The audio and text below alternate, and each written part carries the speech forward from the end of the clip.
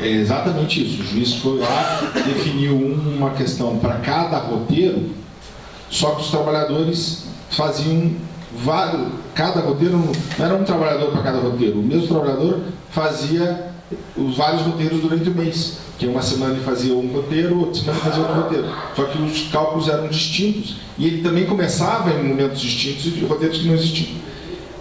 O que a gente notou ali, e é isso também é algo que tem que ser combinado com o técnico, com o assistente técnico que vai ser feito também na dinâmica, é que cada vez mais, talvez ainda mais, independente se precisa liquidar ou não, né, inicial, mas cada vez mais a questão do cálculo tem que ser acompanhada em cada ato processual.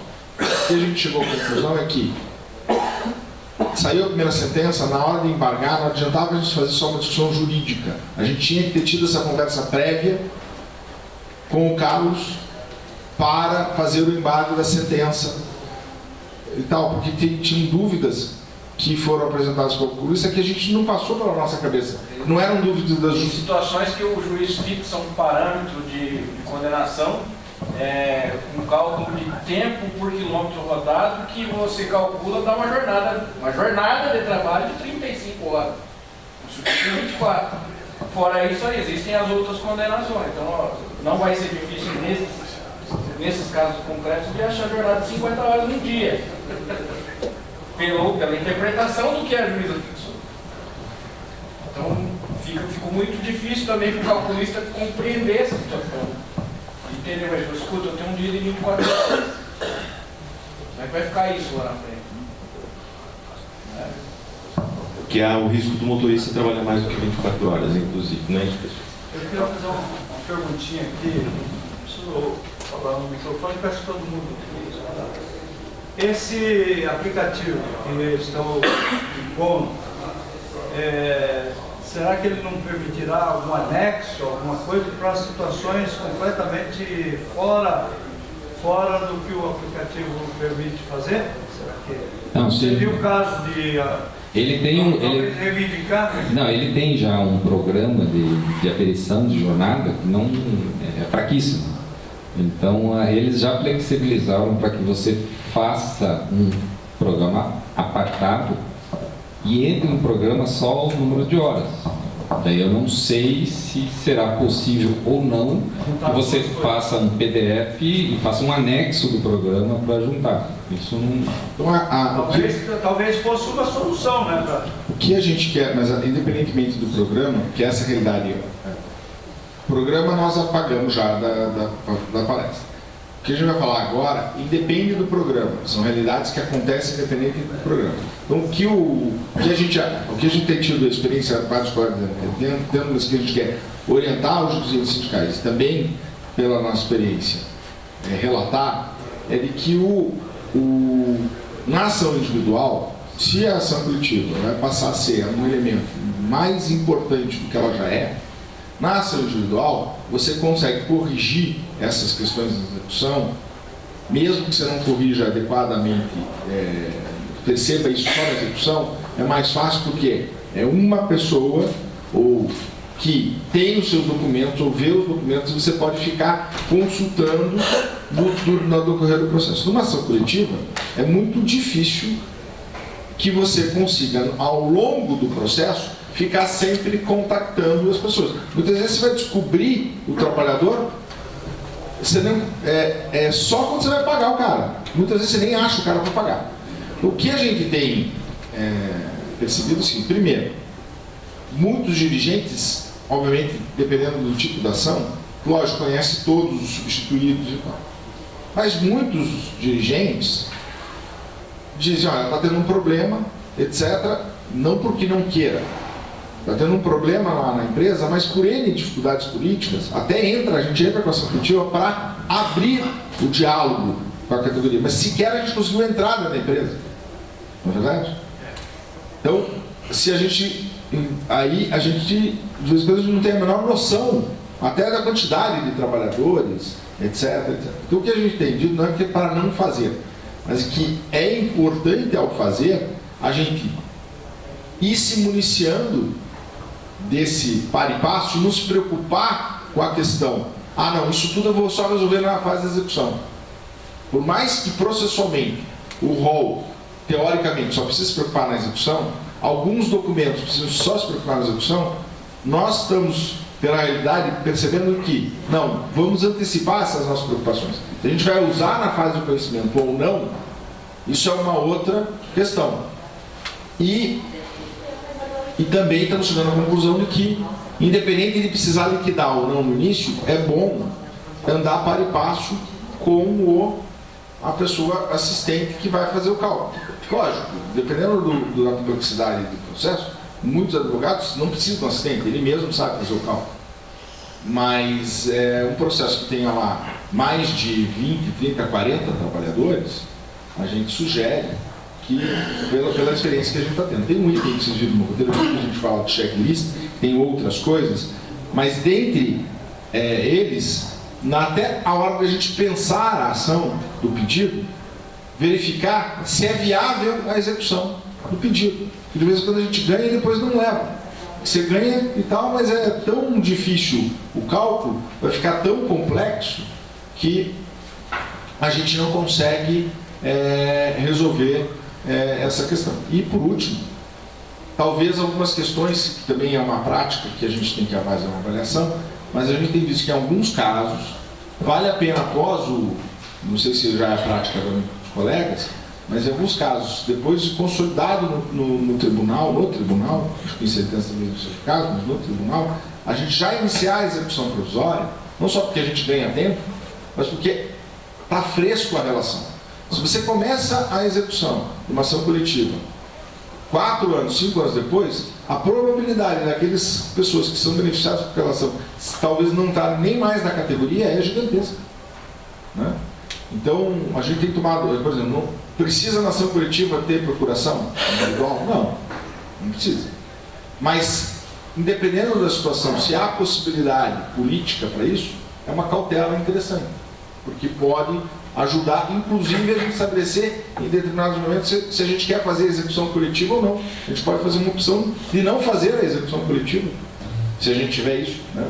Então, desculpa, mas eu acho que o que a gente está dizendo é só para que a ação coletiva, que a gente acha que é muito significante, mas dentre os motivos, quando ela trata da questão de direito individual homogêneo, uma das questões que mais, além de beneficiar os trabalhadores, mas que mais é importante, é que a empresa sente no bolso.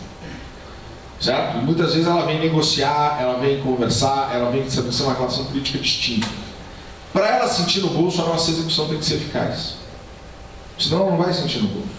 Essa que é a questão.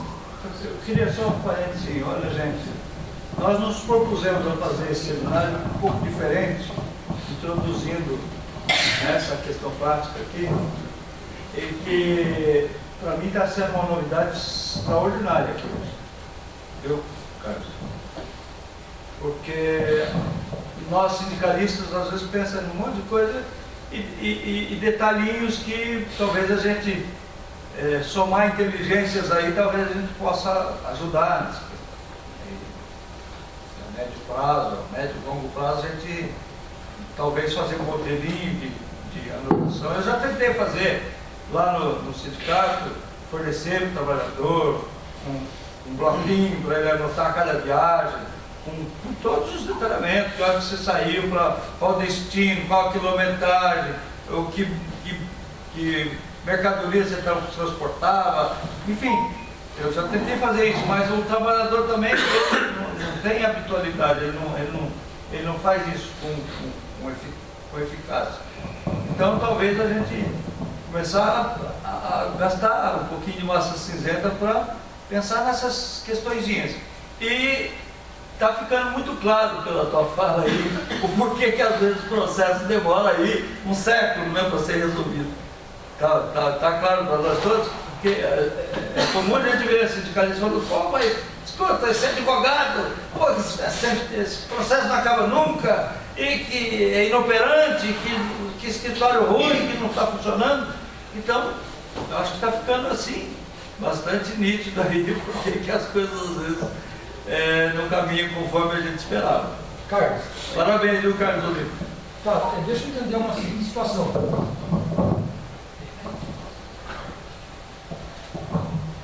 Nós estamos comentando em ações coletivas, mas você falou que o cálculo teria que ser individual, devido a esse novo programa que vai ter aqui. E esse cálculo sendo individual para cada trabalhador, a ação pode ser coletiva da mesma forma? Não, a ação será coletiva. Toda ação coletiva, independente do processo. Programa. Vamos esquecer o programa. É só a forma de fazer. Perfeito. Só uma dúvida. Agora outra dúvida.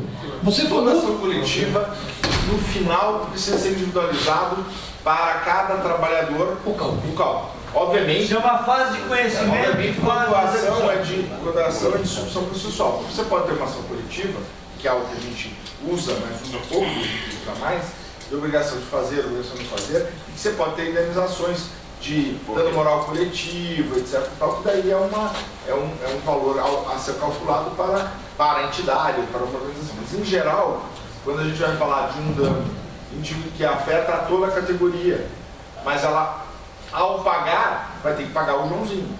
E tem que saber se o Joãozinho trabalhou 2 anos ou 3 anos.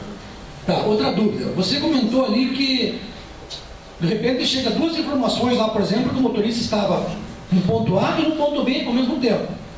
Se nós estamos falando em trabalhadores empregados, registrados, a categoria que nós defendemos, não é autônomo, essa informação quem deu foi o próprio trabalhador, de alguma forma.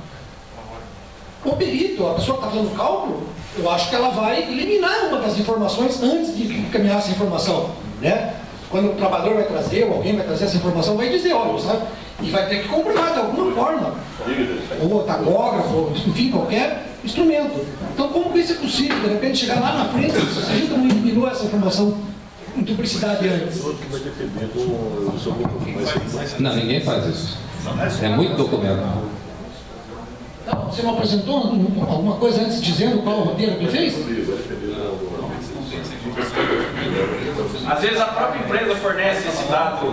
Perfeito. Esse dado. É relatório da empresa o normal de apresentar isso. Por exemplo, nesse caso concreto que nós sentamos para discutir, havia na ação individual um pedido de reconhecimento de porque o cidadão trabalhava em vários turnos. Nesse caso concreto, tinha várias situações do cidadão chegar de viagem às 10 da manhã e sair de viagem de novo às 4 da tarde. Então tinha 2 distintos no mesmo dia. Certo? Só que o juiz não reconheceu o turno interrupto e fixou um dia, uma jornada diária para cada destino. E aí causou esse problema que o Olímpio está dizendo. Mas É impossível de você... não necessariamente esses exemplos que eu estou dando são do escritório de vocês. Estou dizendo da nossa experiência geral. Tem situações em que o cara chegou de viagem às 10 da manhã, mas às 6 da manhã do mesmo dia ele já estava em viagem para outro destino. E aí você fica, e agora o que eu faço? É ninja. Saiu antes de chegar. Ele saiu antes de chegar. Isso acontece. A noção da dificuldade que a gente enfrenta essa só para dar uma noção do grau de dificuldade, eu faço cálculo dentro do escritório. Alguns dias atrás, um contrato, acho que menos de 2 anos, de um motorista, me apareceram 33 mil páginas de rastreador. 33 mil páginas. Então, você vê o que a gente passa, o que é liquidar um processo.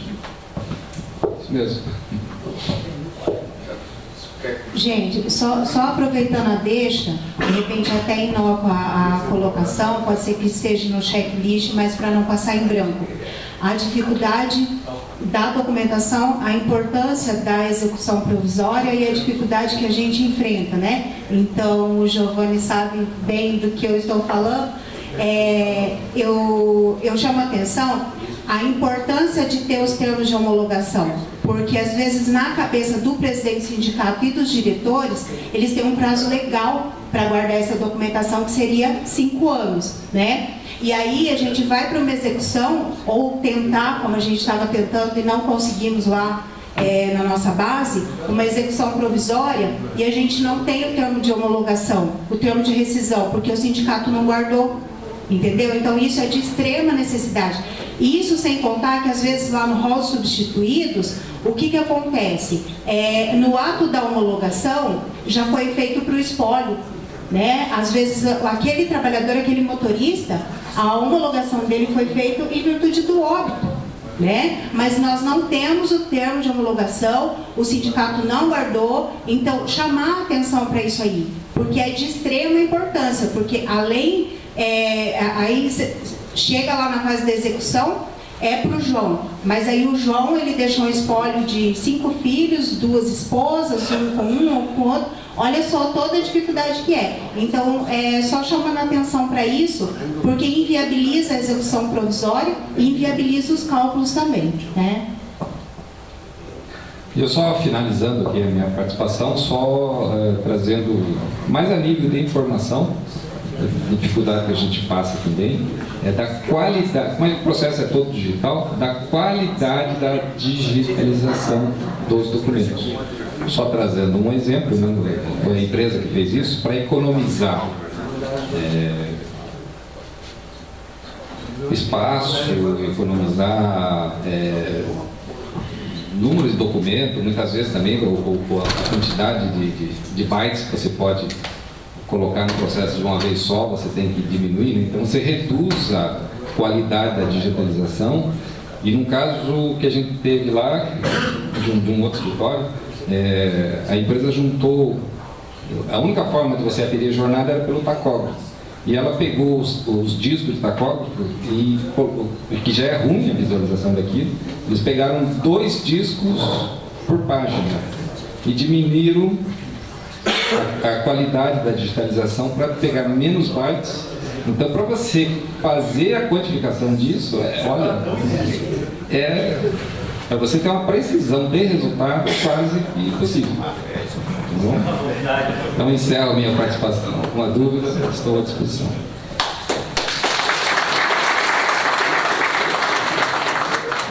Olímpio, nessa situação, meu nome é Giovanni, também do escritório Passos e Lunar. Nessa situação, o que resolveria, e acho que já aconteceu lá em Londrina, seria só fazer o sucesso. Ele realmente faz curso e faz intervenção normalmente. E é leitura da lista. Fizemos uma gravação ontem à noite, inclusive.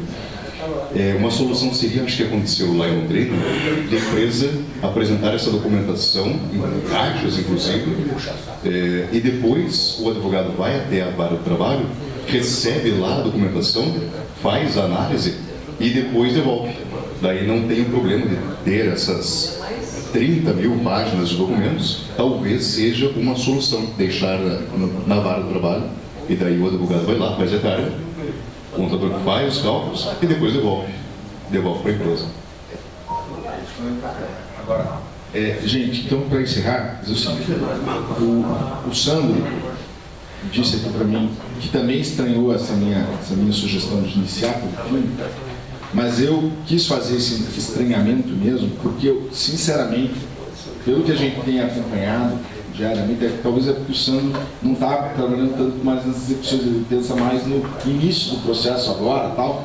É que quando a gente chega lá para a gente resolver o negócio, a gente diz, pô, por que a gente não pensou isso na primeira vez que a gente sentou para conversar com o dirigente? Não é nem de ter feito a petição, é de conversar com o dirigente. Então, era um pouco para dar essa noção do fim, porque as execuções, lógico, elas podem ter execuções mais rápidas, tem coisas que acontecem em acordo, e que também é fundamental esses cálculos nos acordos, porque a gente tem feito vários acordos coletivos, acordos em processos coletivos, também porque a gente estava bem anunciado de informações, mas o fato é que, em geral, as execuções, elas demoram para iniciar.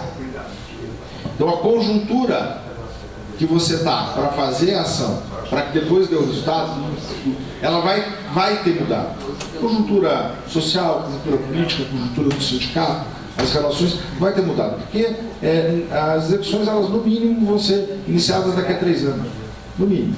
E, em geral, as ações coletivas, se são ações coletivas importantes, 5, 6 anos para iniciar a execução. E é obviamente que a vida das pessoas, principalmente na realidade. Então, era importante para isso, e aí o Sandro vai retomar a dinâmica, mas eu acho que é importante, quando a gente começar a pensar nas ações coletivas, se a gente continuar pensando em ações coletivas, a gente definir claramente também as estratégias e fazer umas respostas internas com o sindicato e o escritório do motivo para que a gente tenha a memória desde o início, que também isso também se perde. E eu quero terminar a minha análise dizendo isso. E quando você vai terminar, o término é você pagar o trabalhador, certo? A conjuntura do sindicato também pode ter mudado. De vez em quando a gente sequer lembra por que entrou com aquela medida ou aquela situação. Então, isso ajuda também na fase de... quer dizer, a gente se toca disso muitas vezes, não sei, mas na fase de execução. Então, perguntas que aparecem muito na execução, eu acho que a gente tem que fazer essas perguntas também no início do diálogo. Chegamos aqui dizendo por que estamos fazendo essa ação, a quem, por quê, qual é o motivo jurídico, qual é o motivo político, qual é o tal, a quem a gente quer beneficiar, mesmo que a gente não saiba que é o Joãozinho, o tal. Não, é mais ou menos isso. Como chegar nesses trabalhadores hoje? Isso é importante. Então, se a execução coletiva, se a ação coletiva, ela vai ser uma ferramenta, já é, mas ela acho que será uma ferramenta de atração dos trabalhadores para o movimento sindical, nós precisamos saber como atrair essas pessoas no início da luta também. Tem uma explicação aqui. Há ações coletivas que a gente entra pensando até em desistir num passo posterior, porque o que você queria mesmo era forçar a empresa a vir dialogar e negociar uma relação diferente. Mas isso tem que estar na memória desde o início. Inclusive, porque daí a gente sabe, então o papel da suposta liquidação e execução e tal, ela não é exatamente para que ela seja liquidada. E aí eu vou dar um exemplo, tá? Isso aqui tem que ver, isso aqui não estava passando online, né? Não, está passando gravado. Tá bom, então essa parte corta, tá? Sério. Muitas vezes a gente não pode iniciar o processo de execução provisória porque a gente não tem interesse em executar.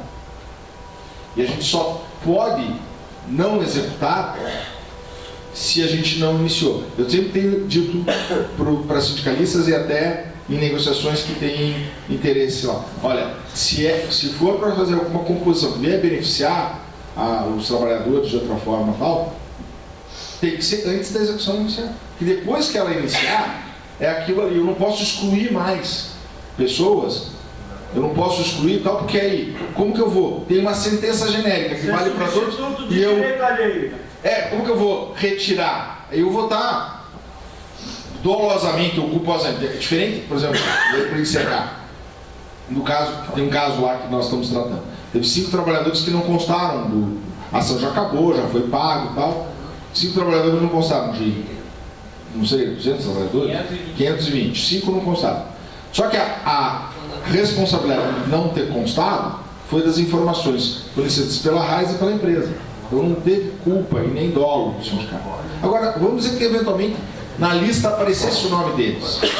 E por um motivo subjetivo ou outro qualquer, ele tivesse sido excluído. A responsabilidade seria do sindicato. Porque o sindicato não poderia iniciar. Agora, vamos dizer que você esteja no início de uma ação. Aí você tem interesse de desistir dessa ação ou você tem interesse de dizer não, só para quem está na ativa. Eu entendo que é possível na fase de mérito você dizer, olha, o autor quer limitar essa ação na fase de mérito a essas pessoas. Eu acho que isso é possível conciliar, os juízes homologam. Agora, o juiz não vai homologar a limitação de rol de substituídos se não for por critérios que já estão definidos na sentença. Então, é importante a gente também ter essas noções, porque se a gente não responder essas perguntas no início, a gente vai ter muitas dificuldades no fim. inclusive de poder pagar os trabalhadores. Falei, Eu quero fazer só uma pergunta, não precisa não, só dizer o seguinte, o sindicato se responsabiliza por essa situação. Eu acho que eu discordo disso aí, até porque a gente fez agora recentemente uma decisão, até já pronunciei a respeito desse assunto, porque a listagem que vem diretamente da empresa. A listagem já vem todos formalizados da empresa. Então, aquele que deixou de participar dessa ação, ele não fica na responsabilidade da empresa, não fica na responsabilidade do sindicato, porque a gente tem que executar diretamente. Eu estou falando como sindicalista, né? Então, a gente já fica com aquela listagem diretamente daqueles que se apresentaram. Tivemos agora recentemente, que até eu já falei daquela empresa RDN, que 3 pessoas que ficaram de fora. Então foi feita outra petição para incluir essas 3 pessoas. Então aquele que não estava presente. E o juiz ouviu de 1 a 1. E as 4 perguntas que ele fez claramente. Procurou o sindicato, sabe que não tem mais nada, quando entrar com a ação não tem mais nada para receber? Você concorda com o cálculo? Quer que eu resolva? Isso falou para cada 5 pessoas que entraram na sala e falaram para perguntar de 1 por 1. Então essa responsabilidade daí não pode ser jogada para o sindicato. Eu entendo que, na realidade, tem que fazer. Se faltou, por exemplo, nessa ação 5, ela já foi julgada, já foi transitada, aí eu acho que caberia fazer uma ação desse restante para entrar, mas não da responsabilidade da sindical. Foi isso que eu entendi. Desculpe, senhor. Olímpio, você entendeu certo, e foi exatamente isso que eu disse. Se o rol dos substituídos não é culpa e nem dolo do sindicato, fez tudo que o sindicato não teve má fé e tal, e pelas informações documentais, feitas tanto pelo poder público como pela empresa, isso não aconteceu, e o sindicato tomou as cautelas, que é o que a gente vai começar aqui, obviamente que a responsabilidade não é do sindicato. Mas o que eu estou querendo dizer é que muitas vezes, não estou dizendo a FETROPAR, tá? E pessoas aqui, a gente já teve várias categorias, já teve casos de ações que a gente entrou, e pela dinâmica da negociação, diz o seguinte: olha, a gente quer, os sindicatos, a gente tem condições de fazer execução e tal para quem está na ativa. Essa limitação só foi possível porque isso foi decidido no meio do processo de conhecimento. Por isso que essas perguntas precisam ser respondidas. Porque se começa na fase de execução, termina, começa a fazer a execução e o rol está definido pela RAIS, você não vai poder fazer esse tipo de situação. De vez em quando se faz isso, não é porque você quer